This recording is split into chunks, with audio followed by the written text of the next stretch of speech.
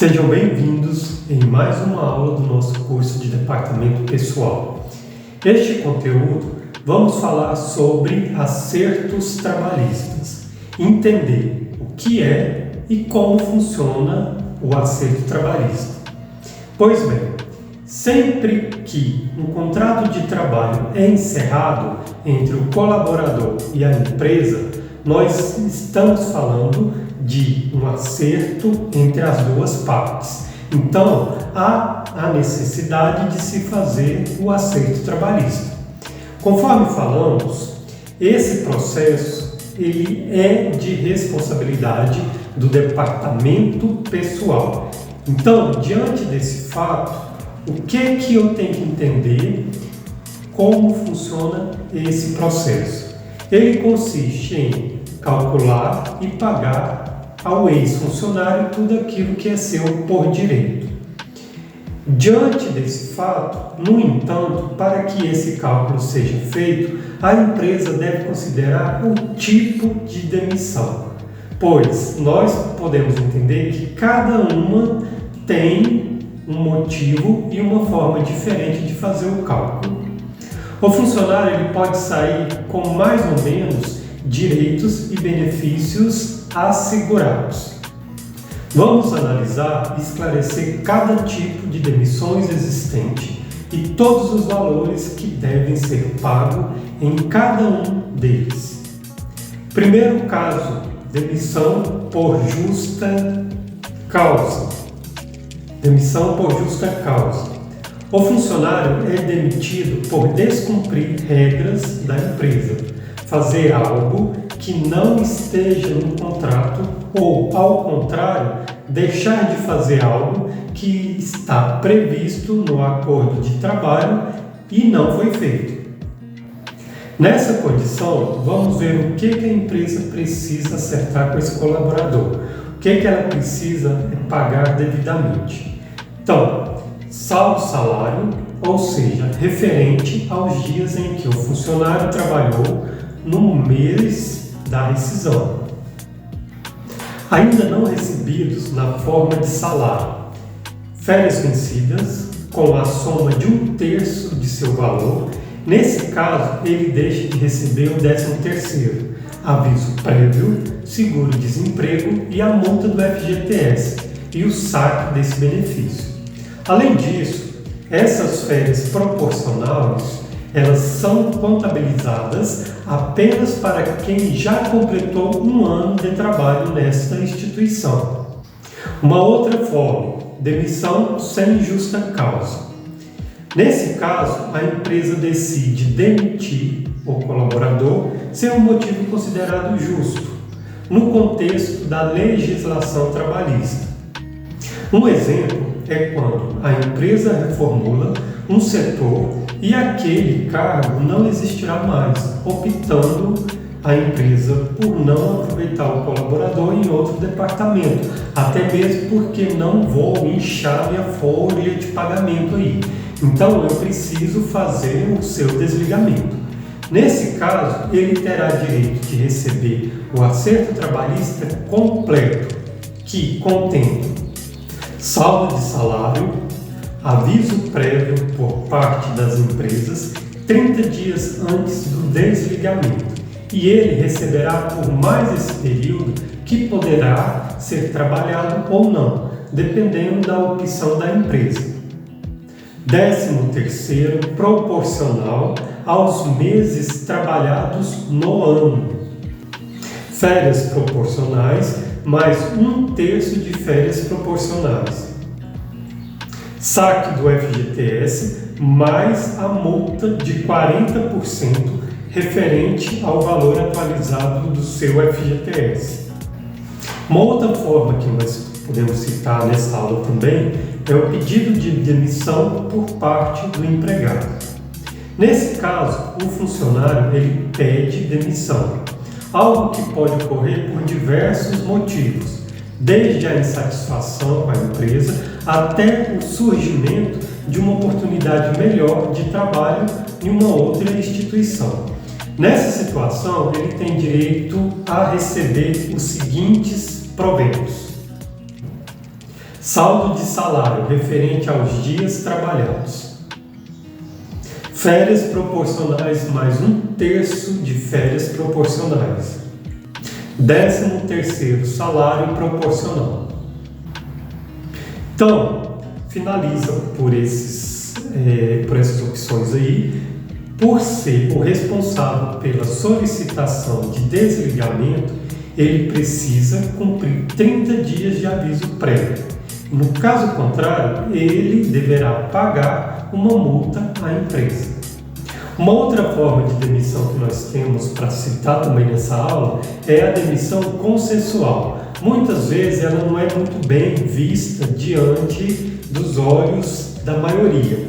Nesse caso, a empresa e o colaborador decidem em comum acordo formalizar o contrato de trabalho. Esse modelo era considerado ilegal até a reforma trabalhista em 2017. Na maioria das vezes, o funcionário combinava com a empresa que ele fosse demitido para ter direito ao seguro-desemprego e assim também pudesse sacar o FGTS. Em contrapartida, do lado do colaborador, nós temos que entender que o empregador receberia de volta do ex-empregado o valor pago pela multa de 40% sobre o FGTS. Mas muitas vezes isso não era finalizado. Dessa forma, para legalizar e flexibilizar esse formato, a reforma passou a permitir esse tipo de desligamento. Metade da multa sobre o FGTS, ou seja, 20%. Saque de até 80% do FGTS. Saldo de salário. Então, pessoal, todas essas demissões eu peço que vocês anotem item a item. Se precisar voltar à aula, volte e anote tudo novamente. Mais um ponto aí, férias vencidas e proporcionais mais 1/3. 13º salário proporcional ao tempo que ele trabalhou. Pois bem, apesar de receber esses direitos, o funcionário, nesse caso, ele não pode acessar o seguro-desemprego. Uma outra rescisão que nós vamos citar aqui é a rescisão indireta. Nesse caso, ela ocorre como uma demissão por justa causa da empresa. Quando o empregador, nesse caso, é quem comete algum tipo de erro ou falta. Diante desse fato, fazendo com que o funcionário ele queira encerrar a relação trabalhista com esta instituição. Mas nesse caso, como o empregado ele deve fazer? Primeiro, ele deve avisar a empresa que está trabalhando e entrar com uma ação judicial para solicitar a rescisão indireta, ou até mesmo entrar diretamente com uma ação. Podemos citar diversas situações que possibilitam esse tipo de desligamento. No caso, como é o caso do assédio moral, e é necessário que o empregador comprove, por meio de registros, documentos e ou até mesmo testemunhas, as situações ocorridas. Diante desse fato, ao ser comprovada a veracidade de todos esses acontecimentos, nós podemos entender que esse ex-funcionário ele tem direito de receber tudo o que é garantido na demissão sem justa causa. Pensasse e fizesse em muitas situações, diante desse fato, elas foram obrigadas a finalizar contratos com seus colaboradores. Daí surge em 2020, o governo federal criou o Programa Emergencial de Manutenção do Emprego e Renda, por meio da medida provisória MP 936, ou 936, como muitas pessoas falam sobre essa questão dessa medida provisória. Qual foi o propósito? O propósito de reduzir ao máximo as demissões durante a crise, auxiliando empregados e empresas, conciliando essas duas partes. Então, a medida teve validade até 31 de dezembro de 2020.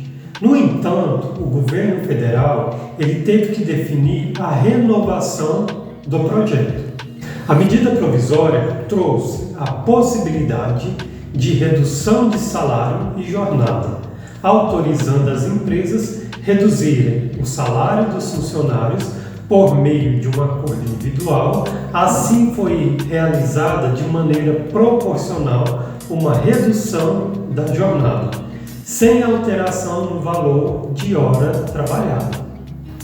Essas reduções variaram em 25%, 50% a 70%, por até 90 dias, não sendo permitido que o funcionário ficasse com o salário inferior que o mínimo, ou seja, na época o salário mínimo era R$ 1.045. Essas reduções também não podiam impactar o cálculo do 13º salário e das férias.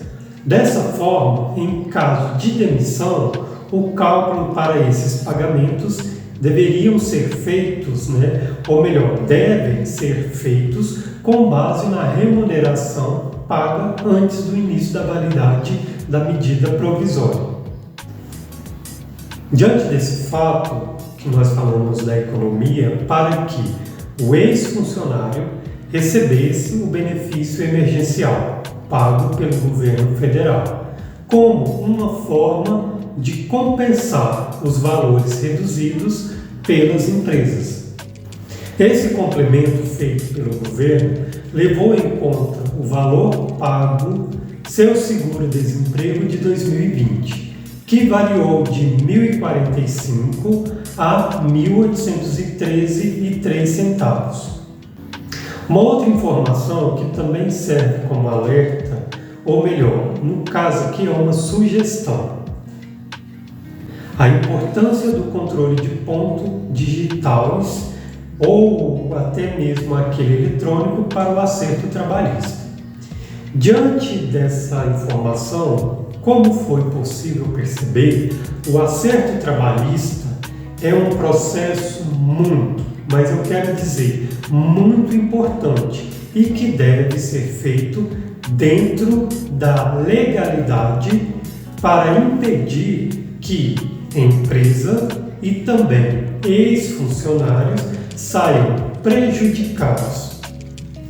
Além de evitar que o empregador ele corra o risco e seja atingido por um processo trabalhista. Outro processo de gestão que também é conduzido pelo RH e é fundamental para que o acerto trabalhista ocorra de melhor maneira, dando-se um feedback positivo e fazer tudo conforme a legalidade, conforme nós tínhamos citado na aula. Trata-se do controle da jornada de trabalho do funcionário, que é feito por meio do controle de ponto e hoje, mais do que nunca, vamos frisar isso aí, o controle de ponto tende a ser ainda mais importante nesse contexto com a ajuda da tecnologia. Da Portaria 373 do Ministério do Trabalho e Emprego MTE. Então, pessoal, diante desse controle de ponto, facilitou ainda mais a gestão por parte do RH. Isso porque podemos dizer que o funcionário faz a marcação do ponto por meio de um aplicativo instalado em seu smartphone, tablet ou notebook, sem a necessidade de estar presencialmente na empresa, o que atende e muito os colaboradores em home office. Além disso, e essa é a parte que interfere diretamente no acerto trabalhista, esse sistema envia em tempo real as marcações de ponto, disponibilizando ao RH toda a informação de horário do empregado, com segurança e também sem fraudes. Assim, é possível ter acesso às informações para calcular a jornada de trabalho, considerando as questões como atrasos, faltas e banco de horas, e, quando necessário, realizar de forma precisa, ágil e sem erros o acerto trabalhista. Então, chegamos ao fim de mais uma aula. Perceberam a importância do acerto trabalhista e como o controle de ponto manual ou online pode se tornar um processo ainda mais seguro? Então, uma dica: fique sempre atentos à legislação trabalhista, sendo empregado ou empregador. Assim, evitará transtorno para não ter problemas em caso de uma rescisão de contrato de trabalho.